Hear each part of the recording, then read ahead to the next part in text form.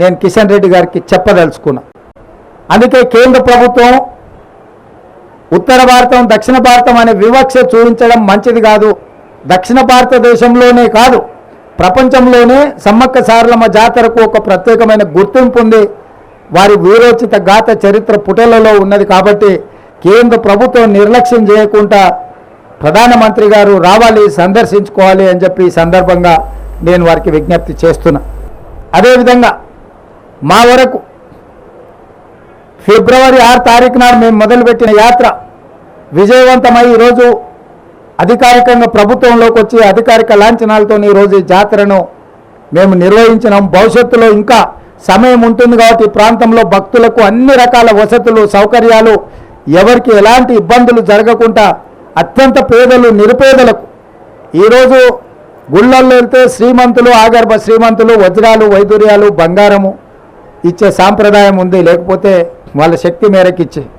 కానీ పేదవాడు బాధపడుతుంటే సమ్మక్క సారలమ్మ ప్రత్యక్షమై శ్రీమంతులు బంగారం ఇస్తుంటే మేమేమి ఇయ్యలేకపోతున్నామని బాధపడుతున్న సందర్భంగా నీ ఇంట్లో ఉన్న ఒక బెల్లం ముక్క ఇచ్చినా అదే మాకు బంగారము అని వారి కళ్ళలో ఆ భక్తుడికి చెప్పడం వల్ల ఈడ మనము బెల్లంతోని ముడుపు చెల్లించుకునే సాంప్రదాయానికి తెరలేసింది. మా కొండా సురేఖ గారు ఒకవేళ భక్తులు ప్రత్యక్షంగా ఇక్కడికి రాకపోయినా ఆన్లైన్లో కూడా ఆ విధమైన వెసులుబాటు కల్పించే విధంగా మా ఎండోమెంట్స్ డిపార్ట్మెంట్ కూడా ఏర్పాట్లు చేసింది. సీతక్క అయితే స్వయంగానే ఇక్కడ ఉండి భక్తుల యొక్క ప్రతి అవసరాన్ని దృష్టిలో పెట్టుకొని ఇక్కట్లు చేయడం జరిగింది. ఇదంతా కూడా మాకు వచ్చిన గొప్ప అవకాశం. ఈ అవకాశాన్ని ప్రజలకు ఉపయోగించాలనేది మా ఆలోచన.